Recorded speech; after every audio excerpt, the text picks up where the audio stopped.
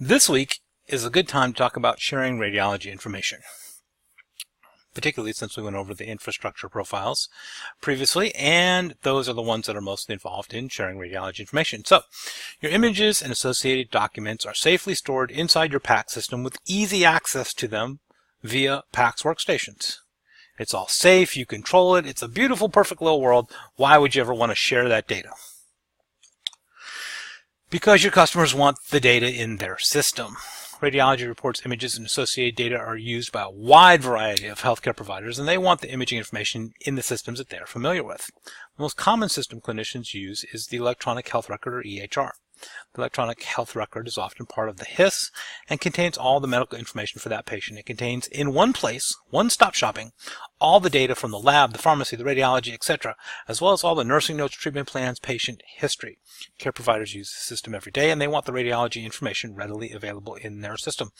Right? So instead of having to log into the radiology information system to get radiology information, in the lab system to get lab information, the pathology system to get the pathology information, doctors and nurses primarily, they just want to go to the EHR and have everything readily available to them. One system, they have to master one login, everything all together in that system. So you have to share your data with the electronic health record. That's just the way the world is.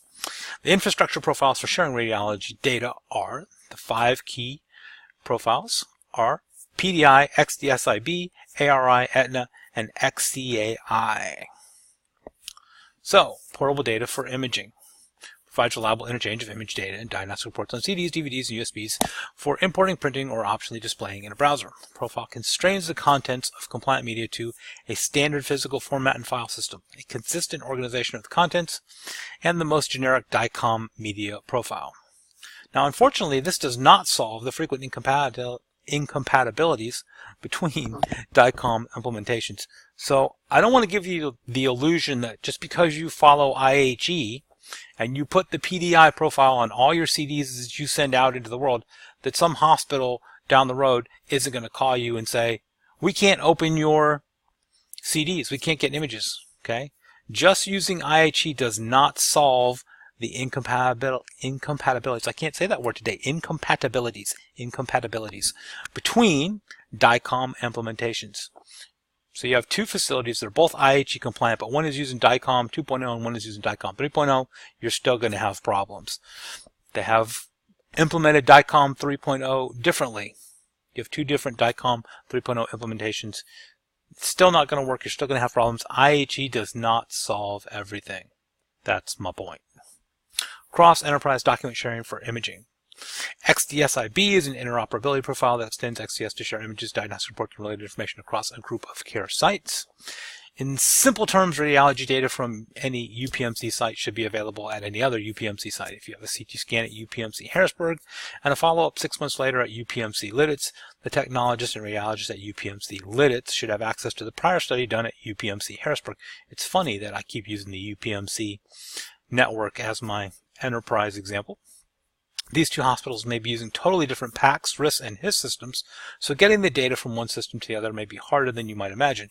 And up until just a month ago, they were using totally different PACS and RIS systems. They just converted to all be on the same Philips PACS system, so that's why they need to implement XDS-I.b. Access to radiology information, ARI, shares images, diagnostic reports, and related information inside a single network. In simple terms, radiology data can be accessed by other information systems on the network, such as HIS, CIS, pathology. All systems, not just the EHR, can access radiology data. This means we have to share our data with a wide variety of different systems. Right? So IHE is really about sharing your data with different systems, not PACS to PACS or RIS to RIS. It's really more about PACS to HIS, PACS to CIS, PACS to pathology. ATNA, Audit Trail and Node Authentication. As I said previously, this is my favorite infrastructure profile. Hopefully you will develop your own favorite profiles. ATNA specifies basic security measures for protecting patient confidentiality and assuring traceability in the imaging environment. Once we share our data, we have to track who is looking at it. We can't rely on other systems to maintain the audit records.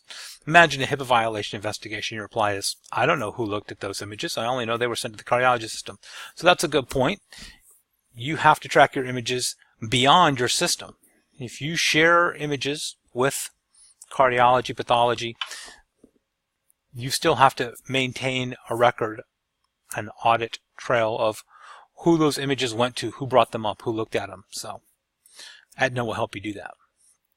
Cross-community access for imaging.